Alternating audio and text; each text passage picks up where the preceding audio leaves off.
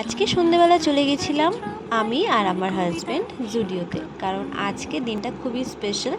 আজকে হচ্ছে আমার বর অনেক দিন পর, মানে প্রায় 1 বছর 2 মাস পর বাড়ি এসছে। তো গিয়ে এখানে আমার দুটো ড্রেস খুব পছন্দ হয়ে গেছিলো, আর এখানে ও আমার জন্য একটা ড্রেস চয়েস করে দিচ্ছিল।